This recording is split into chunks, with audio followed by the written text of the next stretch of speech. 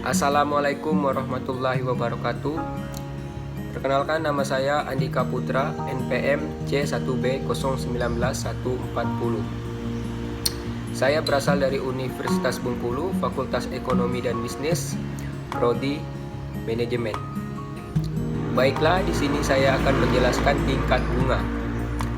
Tingkat bunga yang bertujuan untuk menjaga kelangsungan perekonomian suatu negara. Suku bunga ini penting untuk diperhitungkan karena rata-rata para investor selalu mengharapkan hasil investasi yang lebih besar. Istilah tingkat bunga mengacu pada biaya dana yang dikeluarkan oleh institusi keuangan, khususnya bank, untuk dana yang dipercayakan kepada mereka. Bunga simpanan, lending rate, atau biaya dana yang dibebankan institusi keuangan kepada peminjam. Bunga peminjam, borrowing rate. Tingkat bunga biasanya dinyatakan dalam persentase dari pokok dana dalam satuan tahun. Tentu saja gambaran demikian oversimplified karena simpanan masuk ke institusi keuangan dalam berbagai bentuk.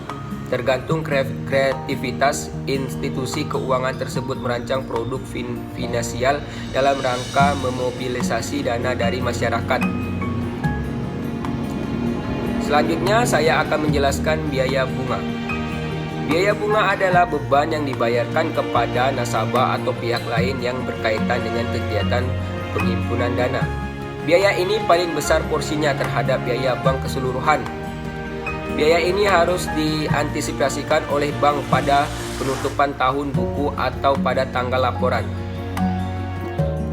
Selanjutnya, struktur tingkat bunga. Hasil satu kelompok obligasi dengan jatuh tempo yang berbeda tetapi risiko sama disebut kurva hasil, yaitu yield curve, yaitu deskripsi struktur tingkat bunga untuk obligasi tertentu.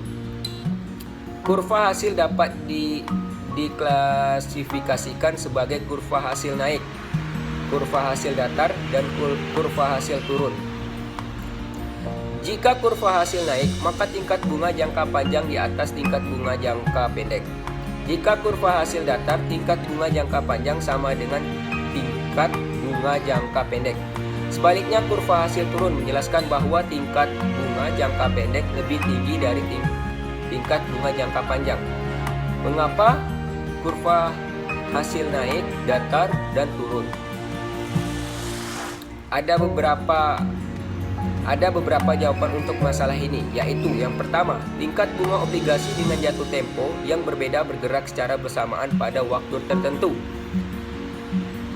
Yang kedua, pada waktu tingkat bunga jangka pendek rendah, kurva hasil cenderung naik, dan pada waktu tingkat bunga jangka pendek tinggi, kurva hasil cenderung turun dan menjadi kurva hasil turun.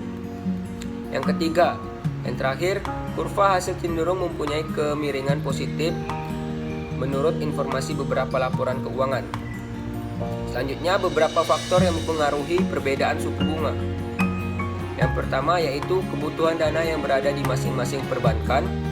Selanjutnya, perbedaan dari target laba masing-masing bank. Selanjutnya, perbedaannya kualitas kolateral. Selanjutnya, perbedaan jangka waktu pinjaman. Reputasi perusahaan peminjaman yang berbeda juga berpengaruh pada bunga. Selanjutnya, relasi kedekatan nasabah dengan perbankan. Selanjutnya, jenis-jenis bunga pinjaman di bank. Selanjutnya, suku bunga tetap, suku bunga mengambang, suku bunga flat, suku bunga efektif, suku bunga anuitas. Yang terakhir, ajukan KTA, CTBC, dana cinta untuk segala kebutuhan. Baiklah, sekian, terima kasih dari saya. Wassalamualaikum warahmatullahi wabarakatuh.